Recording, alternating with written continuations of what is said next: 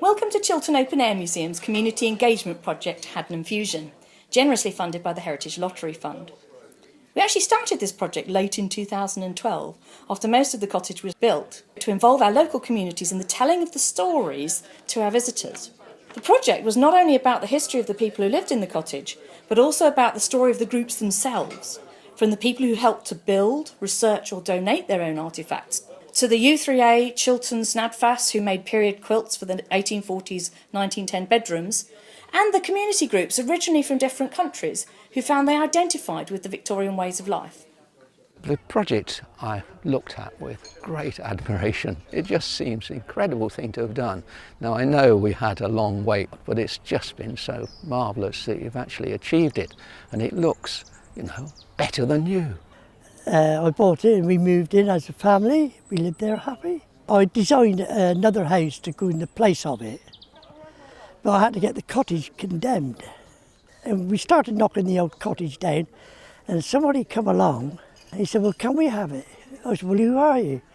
He said, "Well, we're from the museum at Choppers and Jaws." It was so interesting for me to see how they literally, from top to bottom, took it apart piece by piece. They took tiles off, they were labelling everything, they got to beams, they were taking the beams off, labelling the beams, shipping them away, and then the wychet itself, they actually chiselled it away in blocks. Wychet itself is the subsoil, particularly in Haddenham, and it's decayed limestone. A lot of people thought there's clay in it, but there really isn't. Very, very little clay in it, and that really is what makes it work so well. Because when you mix it with water and straw, it sort of forms a paste, so all the grains sort of lock together, and that way when it dries it sort of sets in that position. Nobody's built a house since 1939. There are a lot of people out there who we've talked to and have helped us enormously with the project who have got experience of working with wychet. But they haven't built a house, they haven't had to do corners, they haven't had to do chimney flues, they haven't had to put windows in. So there's an awful lot that they couldn't tell us, which we had to work out for ourselves.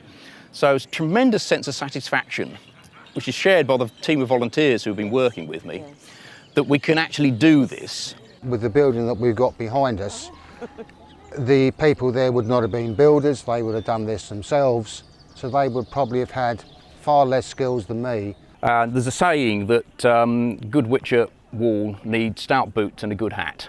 So the boots are the grumpling, and the hat is the roof. But the rest of the wychet, then you build it up in layers or berries to get as thick as you can get it. But the funny thing about wychet is that the more you work it, and as you put each lump on, you have to work it into what's there, the more fluid it becomes, and that limits the height you can build at. Now the original builders managed to get 2 foot, 2'6" berries. We can't get anywhere near that. I've thoroughly enjoyed it, so I've sort of gained experience in sort of working the lime plaster into the right consistency, learning how much water to add and the sorts of tools that we've been using and how to use these tools. It's quite interesting so when it comes to the ceiling, something I've never done before, learning the techniques. What the Caribbean elderly ladies said was that the things that were here were very much like back home.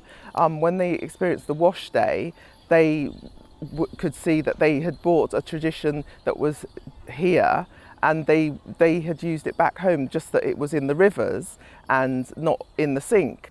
At 10-year intervals we were able to find who were living in the cottage once we decided which was the right cottage, because in those days they didn't put house numbers on. So I've been able to fill in by finding birth, marriage and death certificates, wills, looking on the internet at the censuses. I've been able to fill in all the families living in this cottage right up to the time it was dismantled and brought here.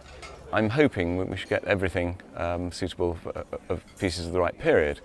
And to do so, we've looked at online, various sale rooms, which I know, and I've asked various people to keep an eye out.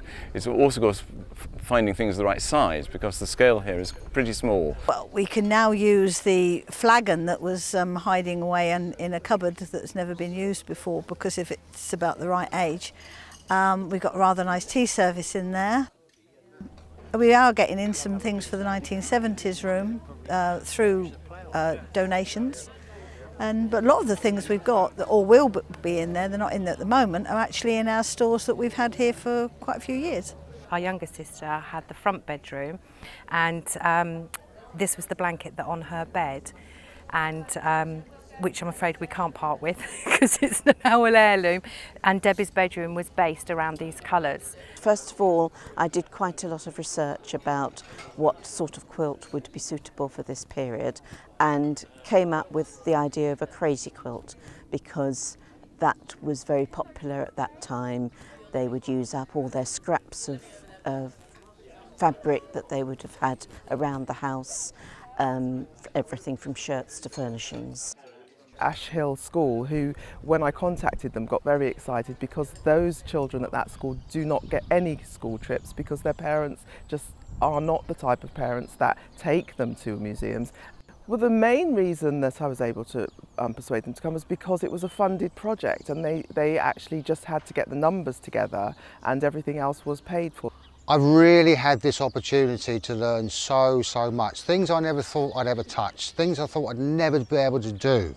What I'm learning now, providing we get younger volunteers coming through at a later stage, I can pass that on to them. Oh, it's unique. I mean, I don't think another museum has actually got one, so it's something that people will come and see from all over the country. When I saw it gone, I thought, well, that's the end of that. We won't see that again, you know. Now look at it. It's fantastic.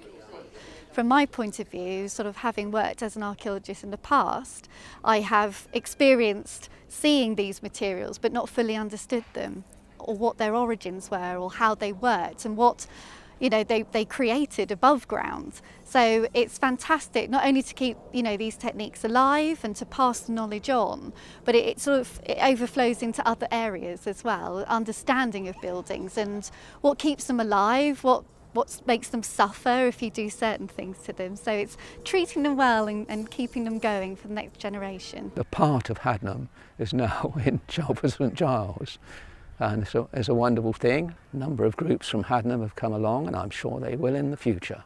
You've put us on the map.